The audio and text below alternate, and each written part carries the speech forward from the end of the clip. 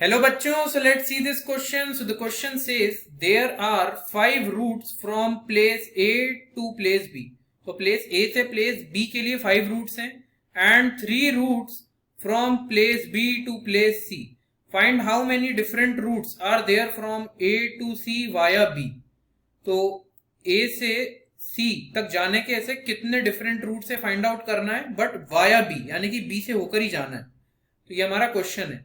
तो इस क्वेश्चन को यहां पर सॉल्व करने के लिए जो हमारा की कंसेप्ट होगा, the key concept to solve this question is, हम यहां पर यूज करेंगे फंडामेंटल प्रिंसिपल ऑफ काउंटिंग का. तो फंडामेंटल प्रिंसिपल ऑफ काउंटिंग का हम यहां पर यूज करेंगे. अब फंडामेंटल प्रिंसिपल ऑफ काउंटिंग में एक हमारे पास प्रिंसिपल होता है मल्टीप्लिकेशन का. सो मल्टीप्लिकेशन प्रिंसिपल का खासकर यूज होने वाला है.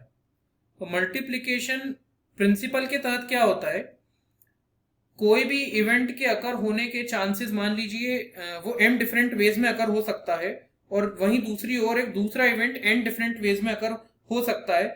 So in total number of ways अगर फाइंड आउट करने हैं उस इवेंट के अकर होने के, so it will be m into n यानी कि m cross n. So principle, हमारा प्रिंसिपल को हम हमारे की कंसेप्ट के तौर पर यूज करेंगे. तो आइए अब हम हमारे की कंसेप्ट को इंप्लीमेंट करते हैं और क्वेश्चन को सॉल्व करते हैं.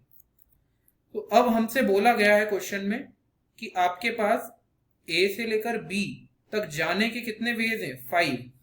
तो ये हो गया पहला, ये हो गया हमारा दूसरा तरीका, ये हो गया हमारा तीसरा तरीका, ये हो गया हमारा फोर्थ वे, और ये हो गया फिफ्थ वे. ऐसा मान लेते हैं हमारे पास 5 डिफरेंट वेज हैं, 5 डिफरेंट वेज. अब B से C तक हमें जाना है, तो इसके 3 डिफरेंट वेज हैं, 1, 2 और 3. तो यहां पर B से लेकर C तक के जाने के 3 डिफरेंट वेज हैं, 3 डिफरेंट वेज हैं.